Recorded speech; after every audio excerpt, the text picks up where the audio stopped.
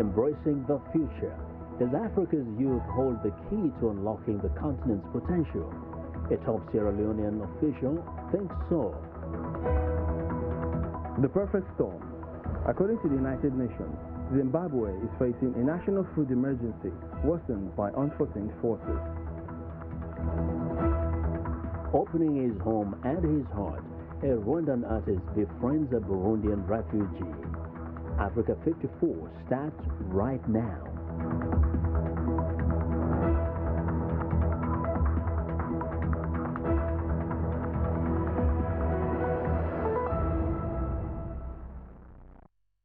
Hello and welcome to Africa 54.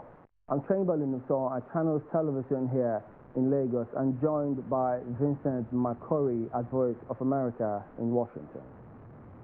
Well, thanks. I'm Vincent McCory at our global headquarters in Washington, D.C. Happy to be with you again for another edition of Africa 54. Now, let's start off with a look at including youth in African governance. Chamberlain Uso in Lagos brings you that story.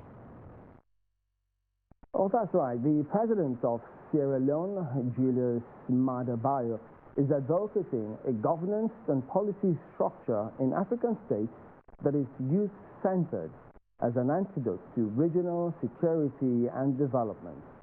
The Sierra Leonean president, who was speaking at a graduation lecture for course 27 of the National Defense College in Abuja, is worried that most African countries are not negotiating trade and multinational agreements with the potential of the continent's large youth population in mind.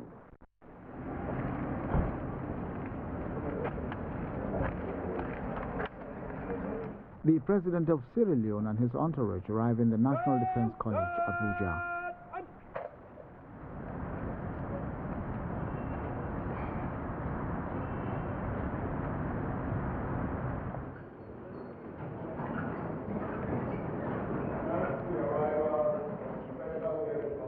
Inside the auditorium, the commandant of the National Defense College sets the tone for a discussion on youth inclusiveness in governance as an imperative for regional security and development. Here in West Africa, far too many young people are still without functional education and skills.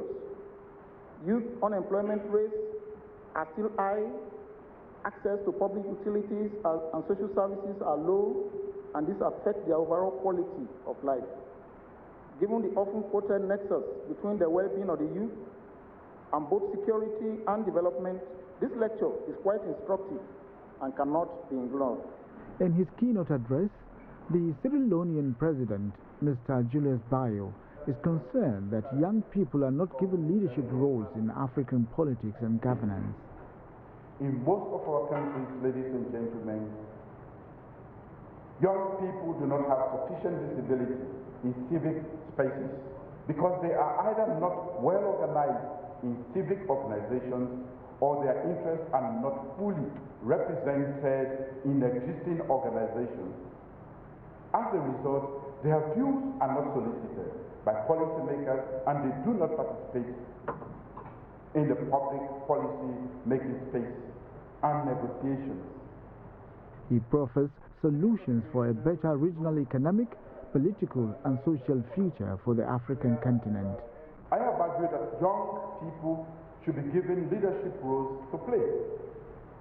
These roles should be central to setting the forward-looking agenda, which within government and should be at the heart of policy and decision-making.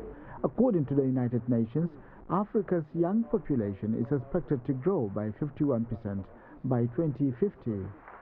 Making it the fastest growing young population in the world. The challenge before Africa leaders is how to focus resources towards its young population for good governance and policy development. Let's get more now on inclusive governance with Dr. Maduabuchi Okeke, a senior lecturer with the Department of Political Science at the University of Lagos. Welcome to the program, Dr. Maduabuchi. Let's start by asking you, now, with the President's ministerial appointments having confirmed and sent back to him, would you say that that reflects inclusive governance in all? Well, first of all, I think it's important that you understand the concept of inclusive governance. It entails reaching out to the opposition, including other stakeholders in government within the political system, reaching out to both the women, the younger ones, up to run as was the president signed to be some time ago, and other members of society on the basis of merit, specifically. So, in the case of the present Israel, which has been confirmed by the Senate, and I think it has also been sent to the president, you can see that it's like an official window dressing, in the sense that most of the ministers who were part of the first term of President Muhammad Buhari were on the list, and those ones who came in newly on the list were not basically reflective of what you could call an inclusive governance, in the sense that the president has presented it. So it is not in any way, because you cannot say that most of those people, though some of them used to be members of the PDP, they're presently in the APC, and they're not too young to run, that he signed the deal, it did not reflect them. And the other members of society who people are expecting that would make the list did not make it. So it falls very short of what you can call an inclusive governance. Does that then suggest that the not too young to run law is not having any much effect of fulfilling the objectives for which it was signed into law in the first place? Definitely so, because most of those people who made the list, I don't think there's any of them that is below 40. And the not too young to run bill or law now has reduced the number of years that people can attain before they contest for certain positions. And even in terms of appointed positions, none of those people made the list. So it is very much expected that those people who have a burning desire to see a situation of change, both in terms of governance and all facets of administration, are not included. You see a situation in Nigeria where most of the people who run the affairs of people are people who are much more older. I think the younger ones should be able to be given the opportunity as a peer or encouraged to be in charge of their own future. Because the younger generation have a different view of what their own life is, and they should be able to produce their own leaders. So it falls short of what somebody can call an inclusive governance at this point in time in our national history. So in terms of policy formation or development, if you will, what would you suggest we do? How should we approach this in order to meet up with inclusiveness? You see that recently people have been clamoring for restructuring. I think it's one of the basic things that should be done.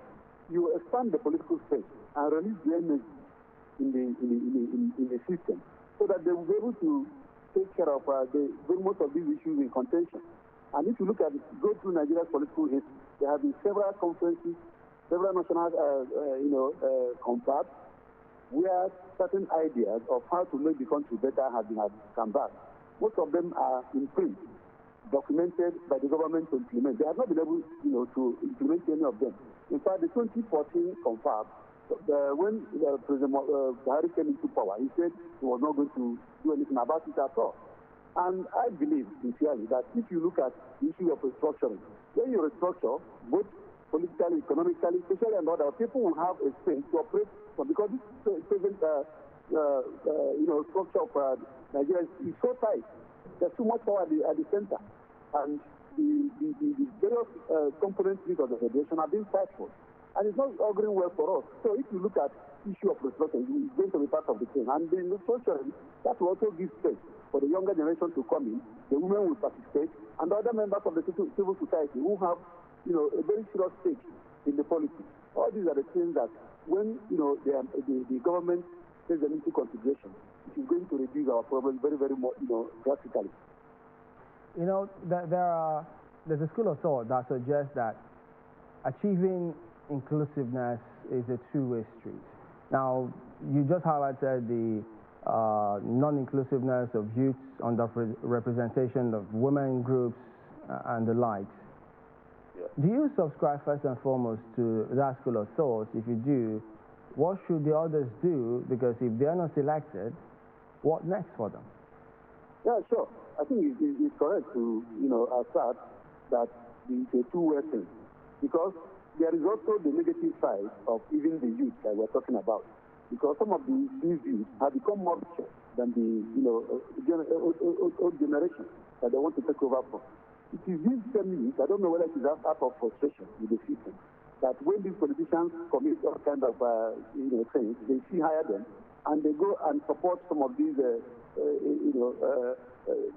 untoward things that most of our politicians do. They are the same youth. So it is not all the, people in the old brigade, as it were, that have, found wanting. But at the end of the day, just like it is the two-way thing, yes, both the old and the youth will have to, I think, but the most important thing, I think the youth should have the driver's seat. And these older politicians should be at the background, advising on how to make the society better. Not a situation where they don't even care how people feel and all that. So I subscribe to that school of thought that, in as much as we are asking that the younger generation and other others in the society be part of it, it should not be an all-comers affair. They should look, on the basis of merit and those who are able to deliver the, mandate given to them.